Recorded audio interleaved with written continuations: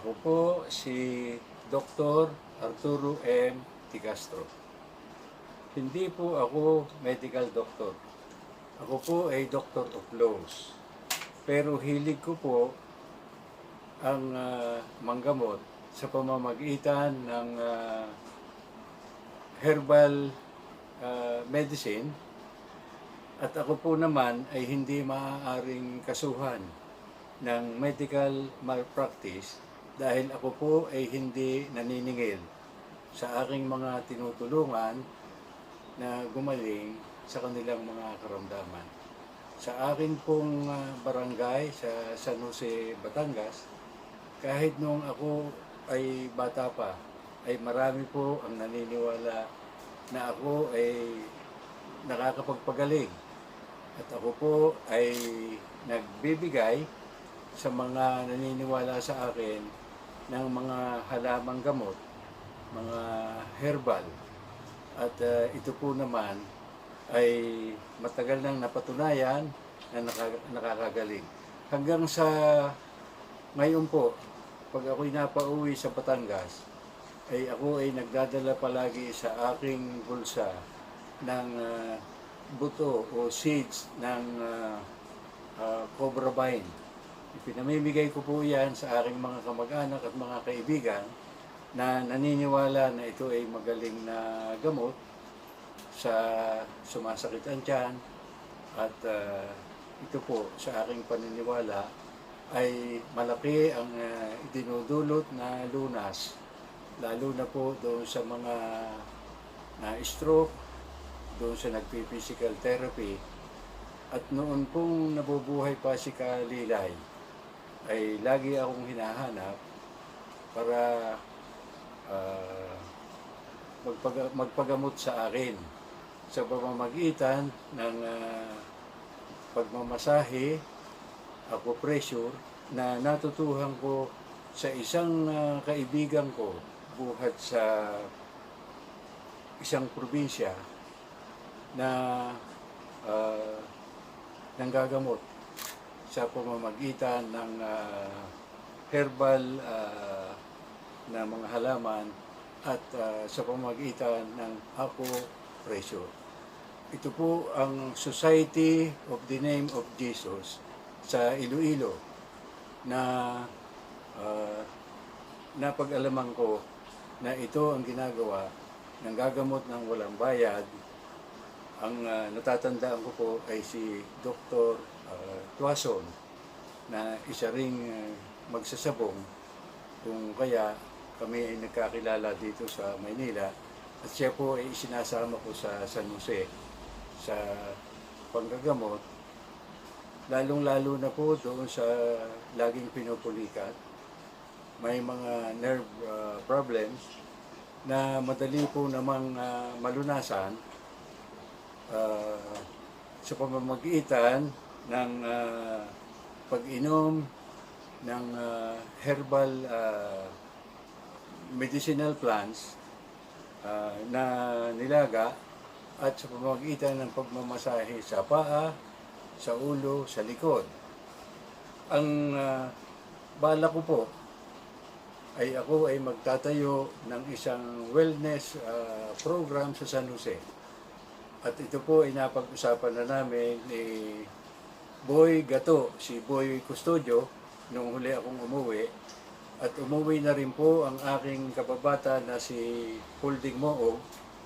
At ito po ay aming napag-usapan na ni paring Jaime Vergara, na siya ko pong pinag-distribute ng mga seeds ng cobra vine sa mga kaibigan, kamag-anak at naniniwala na ito ay magaling na gamot. At sa pag-uwi ko po ay amin na pong i-organize ang planong ito. Ang una ko pong tatalakayin sa araw na ito ay ang tinatawag na water therapy. At sa susunod po ay ang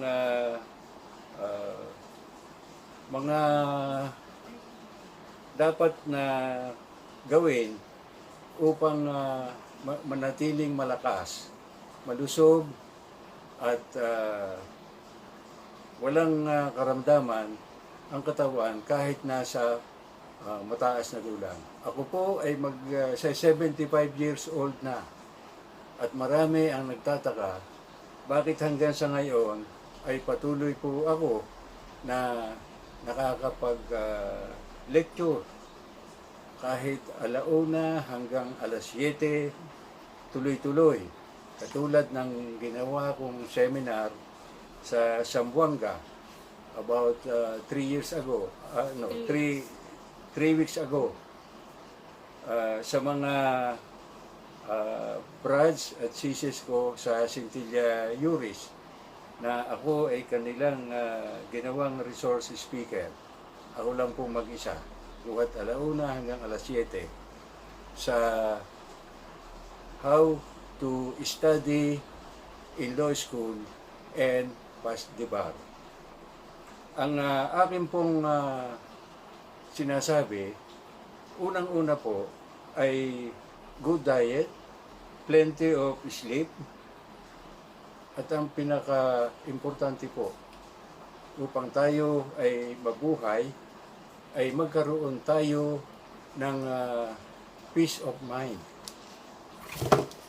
Magkaroon tayo ng peace with our selves, with our loved ones, and with relatives, friends, and fellow men in general. At yan po ay makakamit natin kung tayo ay marunong gumalang sa ating kapwa. Isa pang kailangan, lalo po dito sa panahon ng pandemya, ay tayo po ay maging matatag ang kalooban. Huwag po tayong matakot. Mag-ingat lamang tayo at ipabahala na po natin sa Diyos kung ano ang ating magiging kapalaran. Sapagkat kapag kinapitan po ng takot at nerbiyos, yan ho ang maaari nating ikamatay. Ang importante po, tayo ay handa. Kung tayo ay kunin anumang oras, ay handa tayong humarap to face our lawmaker. At sa edad pong ito, ay wala na pong magiging hangarin ang isang katulad ko na senior, kundi ang maglingkod sa kapwa, maglingkod sa bayan, maglingkod sa Panginoon. At iyan po ang aking ginagawa. Sa pagkakataong ito, ang una na health protocol na gusto kong ibahagi sa aking kapwa senior ay ang water therapy. Ito po ay advice ng mga doktor. At ito ay kauna-unahan kong natutuhan nung ako ay nasa high school kay Mrs. Esther De Villa. At sinabi po niya, upang kayo ay maging healthy, kayo ay uminom ng maraming tubig. Yan po ang sabi niya. Kung kayo ay hindi man makapagsipilyo ng inyong ngipin, kayo ay magmumog, hugasan ninyo ang inyong bibig, at kayo ay uminom ng maraming tubig, mga 2 oras matapos kumain, sapagkat kailangan ng ating katawan ang tubig. At iyan po ay nakumpirma ng mga dalubhasang manggagamot, Doctor of Medicine, na yan po ay ginagawa ko 1 litro o 2 baso at kalahati pagkagising. Ako po ay maagang gumising, kaya ako ay maagang matulog at wala namang problema sa pagtulog. Ituturo ko sa inyo kung paano madaling makatulog later.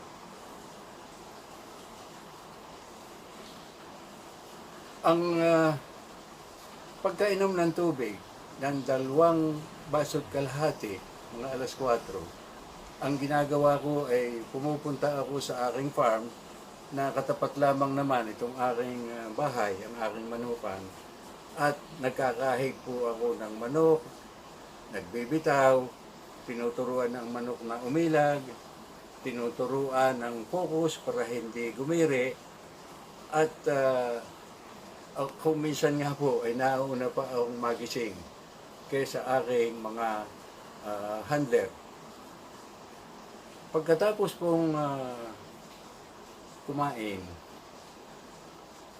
ng agahan, hindi agad iinom ng maraming tubig dahil hindi ho maganda na maraming tubig agad ang inumin pagkakain. Magpapalipas po ng 2 oras, iinom uli ng tubig na 1 litro. 2 baso at kalahati po uli. At pagkatapos po ng tanghalian, iinom po uli ng 2 baso at kalahati. 2 hours after lunch. Pagkatapos po ng hapunan, kaunti lang ang tubig ang inumin at huwag na pong iinom ng tubig dahil nainom na po ang 3 liters quota for the day. At kung iyan po ay ating gagawin, hindi po tayo magkakaroon ng gout, hindi po tayo magkakaroon ng rayuma. Provided, sa edad po nating ito, tayo ay iiwas na sa maaalat, iiwas na po tayo sa sobrang matatamis. Hindi ho bale na kumain tayo ng may asin o may asukal. Pero dapat po yan ay ating ipawis. At kung hindi po natin yan ipapawis, ay tayo ay magkakaroon ng gout. Yan pong asukal, kahit kayo ay walang diabetes, ay hindi maganda na maparami sa katawan dahil yan ho ang nagiging sanhi ng rayuma at ng gout. Ako po ay hindi na nag-aasukal dahil ako po ay diabetic. Ako ay diagnose na diabetic noong taong 2000 ng doktora na asawa ng aking kaeskwela na si Salvador Panelo, na ngayon ay Presidential Legal Advisor or Counsel ng ating mahal na Pangulo. Simula po noon, ako ay nag-iingat na at akin pong sinikap na maging mababa ang aking blood sugar.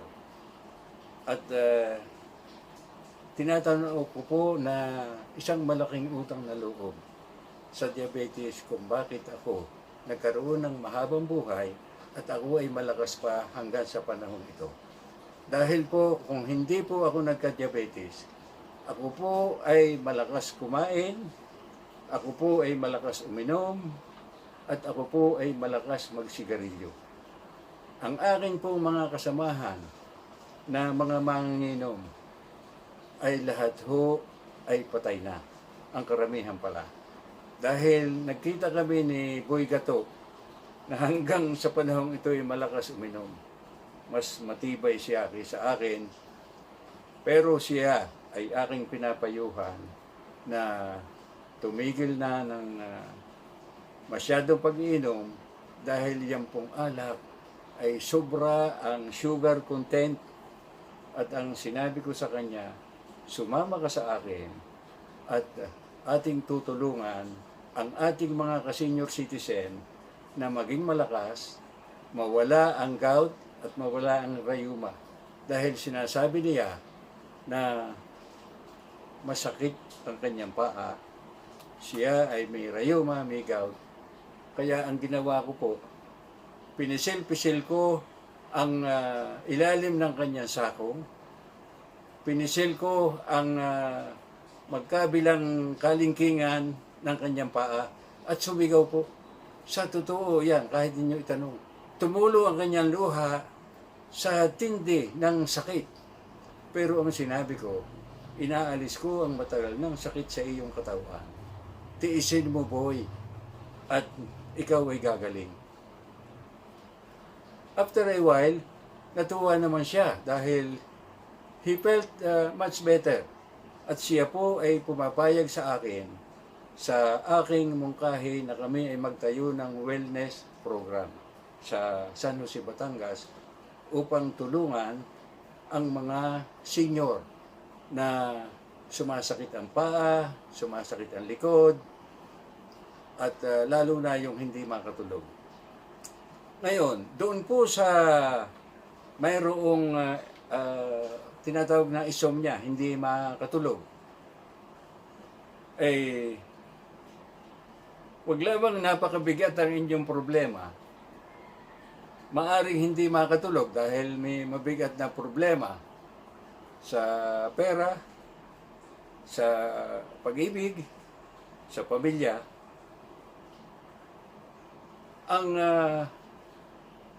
pwede pong gawin na ipinapayo ko doon sa hindi makatulog sa gabi, na wala namang masyadong mabigat na problema, hindi lamang makatulog, ay inyo pong pisilin ang sakong ng inyong paa, katulad nito. Diyan po, pisilin ninyo. After 2 minutes na mapisil ninyong ganyan, ang inyong sakong ng paa, magkabila, ay kayo ay aantukin kaagad. Kaninang umaga, kagabi, habang pinipisil ko ang sakong ng aking asawa, ay biglang nakatulog. Ay ang amin pong ritual, gabi-gabi na ginagawa, ay pinipisil ko ang sakong ng kanyang paa, at pagkatapos ay minamasahe ko ang likod. Dahil ang problema kapag sumasakit ang paa ay ang mga nerves, ang sciatica, ay naiipit ang nerve sa parte sa likod na tinatawag na pat wallet. Yung pinaglalagyan ng wallet natin sa kanan ay naiipit ng muscle ang nerve. At yun po ay pagka napalambot ng masahe, buhat sa balikat na pababa, pag yun po ay napalambot, maaalis po ang lahat ng masakit sa paa. At bukod po diyan, kung talagang hindi makatulog, matapos na ang 2 sakong ay mapisil-pisil, mayroon nga pong nag-post na mas maganda raw ay ang luya ang imasahe. Pwede na rin po ang omega, pwede na rin ang kung anumang oil. Ngayon, kung hindi pa rin makatulog, ay mag-exercise kahit in bed. Napakadali po. Ganito. Hawakan ninyong ganyan. Pagtag-upin ang mga daliri, pagkatapos iganyan, at 7 beses na ganyan. 7 beses. After 7 times niyan, ay pataas naman. 7 times din po. After 7 times up, ay 7 times na up. Sa ganyan po ay nagluluag ang ating nagsisikip na balikat na muscle. At pagkatapos po niyan, ay pag ganito naman, 7 beses din po. At sa kabila naman, pag ganyan, 7 beses din po. Kung hindi pa rin kayo nakakatulog, ay ang inyo naman paa ang inyong i-exercise. Inyong itaas at iganong-ganon ang mga daliri sa paa. At kung hindi pa rin kayo nakakatulog, tumagilid kayo at yung inyong paa ay inyong dalhin sa kaliwa at itaas, ibaba. 7 beses din po. At ganun din gawin sa kabila. Kapag kayo ay humingal, makakatulog na po kayo. Ngayon, ako po ay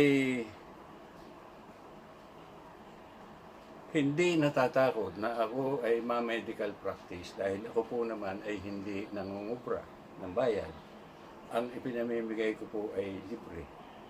Ang Cobra Vine po, pag ako'y nauubusan ay ako ay na-order online sa Mindanao, sa Agusan del Norte, sa Bohol, at sa Misamis. Nabibili po ito ng piso ang isang seed. Dahil ang paniwala po ng marami, at ito po ay subok na sa Mindanao at sa Bohol, na ang 3 piraso ng Cobra Vine dinudurog at isinasama sa nilalagang dahon ay napakabisa na nagpapalakas sa katawan, lalo na po doon sa may mga nerve problems na sumasakit ang likod, ang bayawang, ang paa at kinikisig. Pag ito po nainom, sa akin po ay kahit ako ay maghapon na mag-lecture, hindi po ako napapagod. At ito ay napakagaling doon sa gustong mag-diet, doon sa malalaki ang timbang na gustong magpapayat, dahil pag kayo po ay nakainom nito ng nilagang dahon ng Cobra Vine, wala kayong nararamdaman gutom. At ito po ay subok ko na. Yun nga pong pinsan ng inay na taga Palangka, San Jose, Batangas, na si Kakan Simoy. Nung ma-stroke, ako ang hinahanap para ipamasahe ang kanyang paa na nakakagaling sa kanya kaysa kanyang therapist. At hanggang sa araw na ito, basta ako'y napauwi, ay ako ay nagdadala ng buto at aking ipinamimigay. Napakadali po naman. Ako ay namimigay ng 2-3 lamang at ito naman po ay napakadaling mabuhay. Sa loob ng 1-2 linggo ay meron na kayo. Itinatanim po yan kahit sa mastera lang, tinatabunan at dinidilig. At yan po ay gumagapang.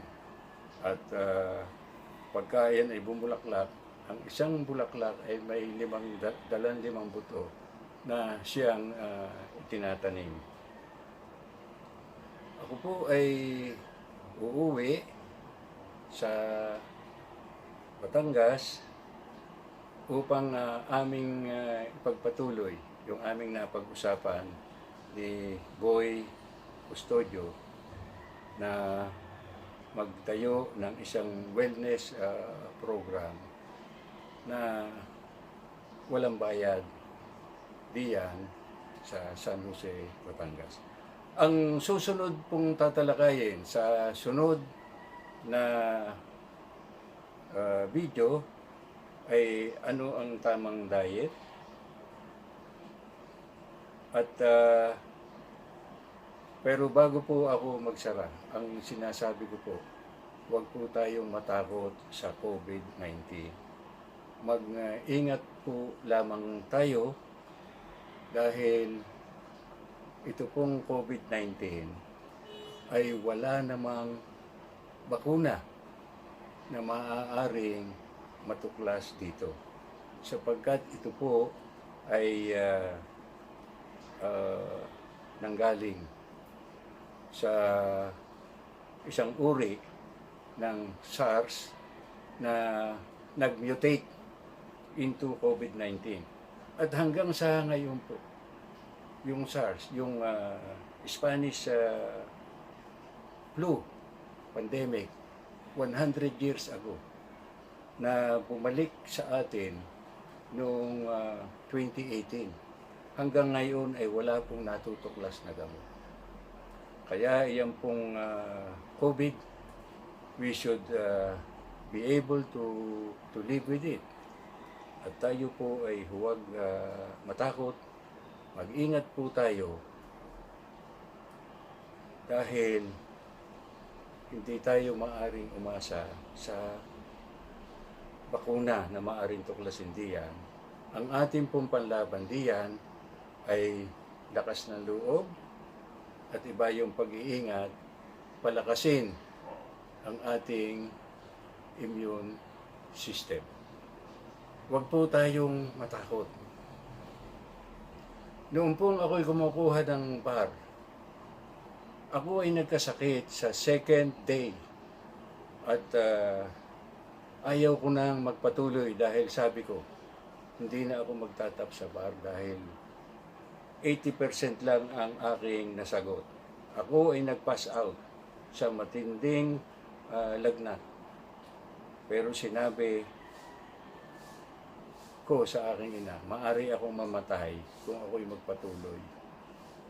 Ang sinabi niya, mas gugustuhin ko pang mamatay ka kaysa ikaw ay sumuko. Anong sasabihin ng mga kapitbahay? Ikaw ay bumagsak sa bar? Hayaan mo na, mamatay ka. Wala namang namamatay sa pagkuha ng bar. Ituloy mo. Itinuloy ko po sa awa ng Diyos. Ako po ay nag-number 3 sa bar noong 1970. Kaya po itong maiba ako sa usapin ng sabong. Pinaglalaban ko po ang pantay-pantay na karapatan ng mga magsasabong at hindi po ako natatakot kung ikamatay ko ang aking adhikain na ipatupad ang umiiral na batas ng pantay-pantay. Marami pong salamat hanggang sa muli. Hindi po magtatagal ay akin pong tatalakayin ang iba't ibang klaseng halaman at ang kung paano maging healthy ang ating diet. Ibabahagi ko po sa inyo kung ano ang kinakain ko, kung bakit hanggang ngayon ako ay malakas at malusog ang aking katawan. Marami pong salamat hanggang sa muli.